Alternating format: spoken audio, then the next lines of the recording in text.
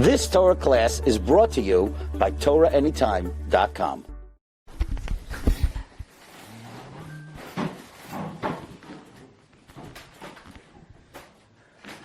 Bershus the Marda Asra, who I'm a big admirer of. I know Rabbi Wicken is very well respected throughout the community for his leadership and as a Talmid Chacham, so it's a kavod to speak for his Kehillah. Al Churban Beis Hamikdash Kihuras V'Chihudash.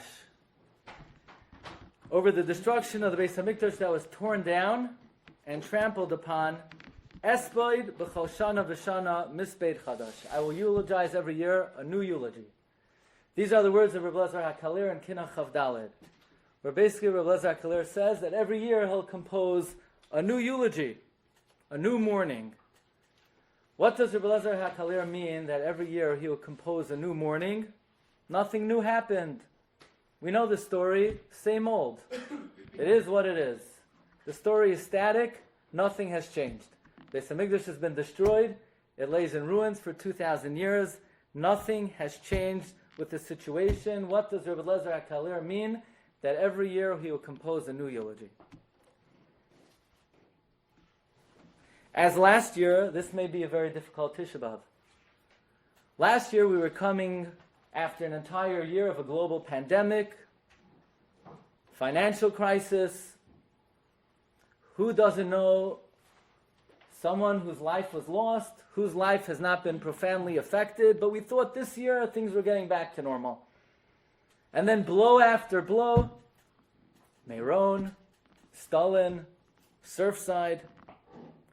And to add insult to injury, we have to sit on the floor on Tisha B'Av again and mourn and try to connect with the Beis Hamikdash that we have a hard time relating to. Is there any way that the tragedies that we've experienced over the last year can somehow make Tisha B'Av more meaningful to us and somehow connect with Tisha B'Av in a more profound way?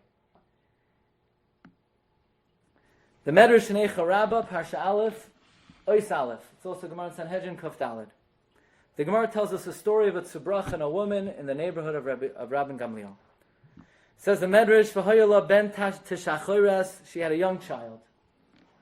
Umeis, and the child died. V'hoysa boicha alav b'layla, and this woman would cry for her child every night. V'hoya Ram Gamliel shomea, as Rabbi Gamliel would hear her voice. Says the Medrash, V'hoya nizgar churban beis hamikdash, and Gamliel would remember the destruction of the temple, ad shenashu risei einav, until his eyelashes fell out, and the Talmidim Ram Gamliel basically had to ask her to relocate because it was causing the Rebbe physical and emotional distress. But what is very curious is that which the Medrash says, that when Ram Gamliel heard the cry of the woman, he too cried for the destruction of the Beis Hamikdash. What about the woman's cry reminded Ram Gamliel about the destruction of the Beis Hamikdash? Says Rav Gifter, from this Medrash we learn a great principle. That Ram Gamliel, with his discerning ear and his sensitive heart and his attuned soul, he was able to perceive and trace back the root cause of this woman's personal tsar, that it wasn't an isolated situation, it wasn't one particular difficult circumstance. Ram Gamliel was able to trace back the shoyresh of her tsar was Churban Beis Hamikdash. And therefore Ram Gamliel, instead of crying for this woman's personal tragedy, he cried for the source of it, namely the destruction of the Beis Hamikdash. Basically, from this Medrash, says Rav Gifter, we see all personal suffering, all personal challenge is rooted in the Churban. By the way, the Mishnah says at the end of Soita, Daf Mem Ches, the Mishnah says, Miyom Shechar Beis Hamikdash, Ein Yom She'en Kilulasa Meruba Mishal Chaveroi. Every day is worse than the day before. V'lo Yered Hatal Lebracha. When the dew falls, it's bad. V'nital Tam HaPeiros. You know, there's something called fruits. You ever hear? There's this thing in the store.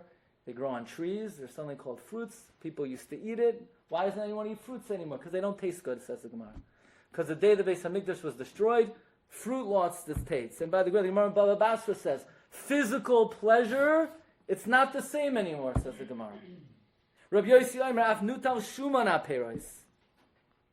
The world plummets daily, even from a physical standpoint. Life just gets worse and worse and worse. Everything about it.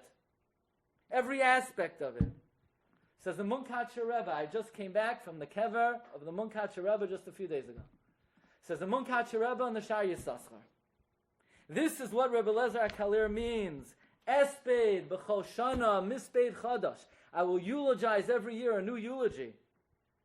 Because every year, since all trouble is rooted in the Churban, so the tragedy of the Churban compounds every year. Every year the Churban Beis HaMikdash is worse. Because it's not just Churban, it's Churban and COVID. It's not just Churban, it's Churban and Stalin. It's not just Churban. So every year you need to write a new kinnah. You need to write a kinnah for COVID-19. You need to write a kinnah for Surfside. It's part of Churban Beis HaMikdash. Al Churban Beis HaMikdash ki huras v'chi hudash espeid b'chol shana v'shana mispeid chadash. You need to write a kinnah for imploding society. Most people think that, the great empires of yesteryear, the Roman Empire, the Greek Empire, what happened? A new empire came and conquered them. It's like none of these empires were conquered by invaders. The Roman Empire, the most powerful empire in the world, imploded from within. There was disillusionment with the government and the papal leaders, and it crumbled from within. People think, America will stand forever. No one's going to conquer America. Of course no one's going to conquer America. It will implode from within, which it's doing now, like every great empire. Nobody conquered Rome, and nobody's going to conquer America. It implodes from within. Anti-government, anti-established, defund all authority. That's what happened to every great empire. Says Rav Gifter, all trouble is rooted in the Churban. Remember last year a new sefer came out, new Shaus Teshuvos from Reb Chaim Kanievsky. And they asked Reb Chaim, on Tisha B'Av, when you daven for the rebuilding of the Beis HaMikdash, could you daven for a cure for COVID-19? And Reb Chaim Kedarkoi Bakoidesh answered, Ulai, Efshar. But according to what we're learning, the answer would be, of course. Corona, unstable society, crumbling buildings should inspire us to daven for the source of all trouble. According to Rav Gifter, a world without Beis HaMikdash. I'm sure you've heard this idea. I personally have trouble fully accepting this idea. I don't think it's unanimously maintained that the Beis HaMikdash, the Churban Beis HaMikdash, is the source of all trouble. Rav Soloveitchik, in his commentary to the Kinnos, asks a brilliant question. Here's the question. We commemorate so many tragedies on Tisha B'Av, burning of the Svarim, 1240, Crusades, Holocaust. There's one particular tragedy that there's no mention of in the Kinnos, and that is Chmielnicki pogroms, 1648, 1649. There's no mention of it. And it's even stranger because they're actually slichos that were written to commemorate that tragedy, and they're recited on the 20th day of Sivan, which is a fast day brought by the Noisei Kelim and Shulchan Aruch. And why don't we incorporate these slichos on Tisha B'Av? We incorporate all other tragedies. Why not the Chmielnicki pogroms? This is the question of Rav Soloveitchik. He asks in a very powerful way. I want to read to you his words. I do not know why there are no kinnos recited on Tisha B'Av which commemorate the Chmielnicki persecutions. The kinnos that were composed to commemorate Chmielnicki and which are recited on the 20th of Sivan are not said on Tisha B'Av. That's the kasha. So I would like to try to tackle this question. Rav Moshe and Igros Moshe Yerodei Chelek Dalid asked a different question, a very well-known question.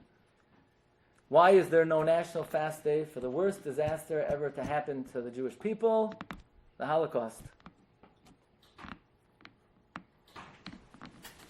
By the way, we're going to speak about tomorrow. There was a big philosophical dilemma: were the tragedies of the Holocaust paralleled in Jewish history, or are they unparalleled? And the Eish Kodesh, in his drasha he gave on Hanukkah 1941, he writes, Klal Yisrael, strengthen yourself. We've been there, done that. We've been through this before. We've emerged victorious. We've emerged with our emunah. We've been here before. And then a year later, he wrote an amendation to his drasha. That was until 1942. But once the Germans instituted mass extermination, a systematic approach to eradicate Klal Yisrael, this was unparalleled in Jewish history. So this is the greatest tragedy ever to happen to our people. Why don't we fast? Why don't we have a tainus to commemorate the Holocaust? And Rav Moshe answers, and the Brisker Rav gives the same answer, but Rav Moshe has an amazing chiddush. Says Rav Moshe, the reason why there's no fast day to commemorate the Holocaust is because all tragedy inflicted by the prevailing government is rooted in the Churban. What about, says Rav Moshe, the Chmielnicki pogroms? Because that day we have a fast day on a different calendar date, on the 20th day of Sivan. So why don't we have a fast day for the Holocaust on a different day? Says Rav Moshe, there's a big chiluk between Chmielnicki pogroms and the Holocaust. Any tragedy that is inflicted by the prevailing government is a result of the Churban, because power, monarchy, sovereignty belonged to the Jewish people. And then the Babylonians came and they took away our sovereignty. And then the Persians took the sovereignty from the Babylonians that belonged to us. And then the Greeks took it, and then the Romans. So anytime the prevailing government is inflicting harm on the Jewish people, that is a direct result of the Churban. But Chmielnicki pogroms was not inflicted by the government. Chmielnicki they were rebels. They were anti-government. Anti-government is not rooted in the Churban. The government itself, when they inflict harm, that's rooted in the Churban. Says Rav Moshe, the reason there's no separate tainus for the Holocaust is because the Holocaust is rooted in Churban Beis HaMikdash. Chmielnicki pogroms is not rooted in the Churban. So this is the answer to Rav Soloveitchik's question. Why don't we mention Chmielnicki pogroms on Tisha B'Av? It's got nothing to do with Tisha B'Av. What then would Rav Moshe have said about COVID-19? Does that have anything to do with Tisha B'Av? No. How does a global pandemic have to do with Tisha B'Av? What would Rav Moshe say about Meron, Stalin? It's got nothing to do with Tisha B'Av. Rav Moshe completely disagrees with this well-known, oft-quoted idea that all trouble is rooted in Tisha B'Av. Says Rav Moshe, no, it's not true. So then, how can a Tisha B'Av like this, after Klal Yisrael has been reeling from disaster after disaster, be any more meaningful for us? So I want to share with you an idea I once heard personally from Harav Avigdor Miller, Zecher Tzaddik L'Bracha. And perhaps we could apply it to this day. There's a pasuk in Koheles. B'yoyim toiva heye b'toiv u'v'yoyim ra'a ra'eh. On a good day, be good. On a bad day, look.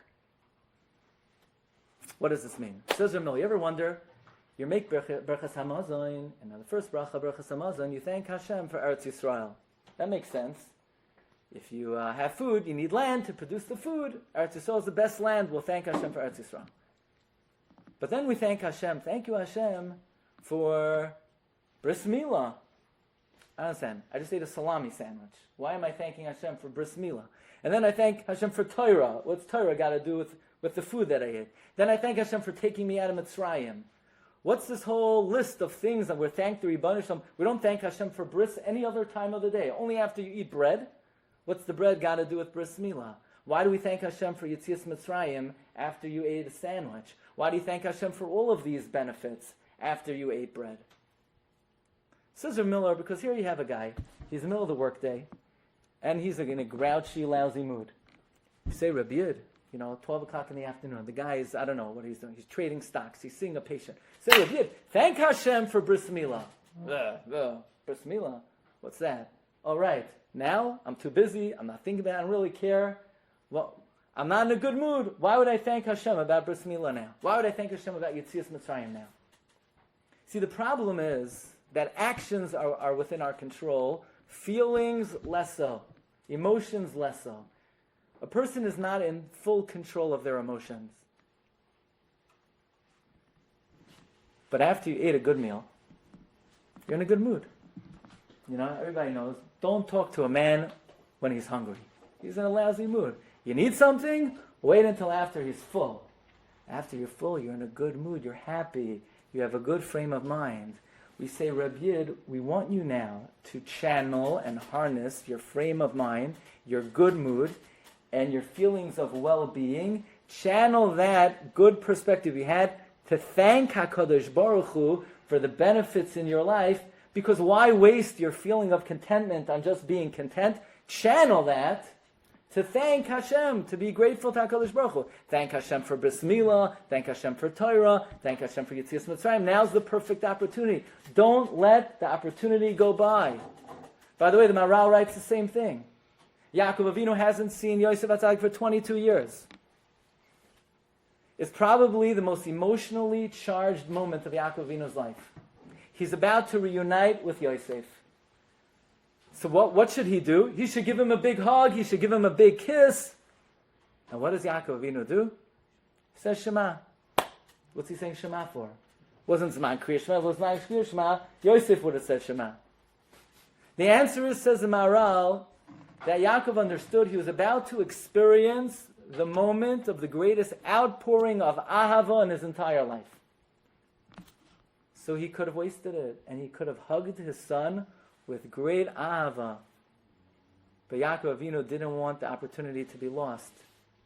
So he decided to channel all of that emotion and all of that feeling and all of that love. He was going to harness it and channel it toward HaKadosh Baruch Hu, so that all that love he was feeling toward Yosef, he would channel it to Shema v'yahavta is Hashem lekecha b'chol levavcha u'b'chol nafshecha u'b'chol me'oidecha. That's what we do with Berachas HaMazon. And I believe this is a very good tachbula for Tisha B'Av. Is what happened in Meron connected to Tisha B'Av? It may have nothing to do with that. Is the crumbling building in Miami Beach, is that connected to Churban Beis HaMikdash? Perhaps not. Was the woman crying in Ram Gamliel's neighborhood that reminded him of the Churban, was that connected to the Churban? I would argue, according to Moshe, it wasn't connected to the Churban. But Ram Gamliel understood human dynamic. And that is, you can't just turn on the faucet and say, hey, oh, it's Tisha B'Av, let me cry over the Beis HaMikdash now. Oh, it's the 9th day of Av, good. Now I'm going to sit on the floor and cry until Chatzois. And then I'm going to... Yeah, we don't work like that. So you need a Pesach. How do you get the emotions going? So Ram Gamliel had an almana in his neighborhood. And when that almana would cry over her personal situation, whose heart would not break hearing a woman cry over the loss of a son? I was completely floored. I give a shiur in Queens, Young Israel, Kew Garden Hills, on Fridays. And sometimes there's a sponsor. So before this Friday's shiur, the guy, it's a shiur to seniors. Most of the people there are grandfathers, great-grandfathers. And the guy announced, today's sponsor, Jack is sponsoring today's shiur. So you expect Jack sponsoring Le'iloi Nishmas, his grandfathers. Jack is sponsoring Le'iloi Nishmas, his son. And then, your heart drops. Daniel said, whose yahrzeit was Tisha B'Av. Huh? And then the guy making the announcement said, the guy's name was Donald. And I'm also sponsoring Le'iloi Nishmas, my daughter, and like that, I'm ready to call it a day, whose yahrzeit was Tisha B'Av. Just happened Friday. That's Tisha B'Av for us. Ram Gamliel was very smart. He knew that you can't just turn on the faucet and cry over the Churban Beis HaMikdash. But when he heard that woman cry, and it broke his heart, and he was crying, he had the opportunity to channel those feelings toward the destruction of the Beis HaMikdash and be Misabel on Yerushalayim. And that's perhaps the Pesach for us this year in Tisha B'Av Tafshin Pei Aleph. Sometimes it's very difficult to connect with what it means not to have a Beis HaMikdash. Somebody once came to the Sfas Emes. He said, Rebbe, I can't cry. Sfas Emes said, so cry that you're so far from HaKadosh Baruch Hu that you're not able to cry.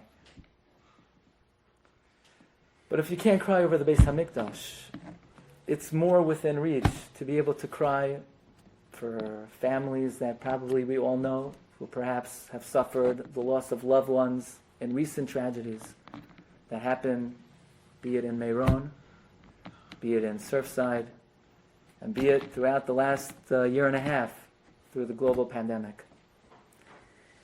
And if we're able to focus on that and soften our hearts and open up the well springs of tears through these tragedies that we could relate to and we could connect to, it could be a Pesach for us to feel a little bit more tsar over the Churban Beis HaMikdash. Thank everybody for giving me the opportunity to share some thoughts. We shall be zeicha to see Ben Hamas Tzion B'Yerushalayim. You've just experienced another Torah class brought to you by TorahAnytime.com.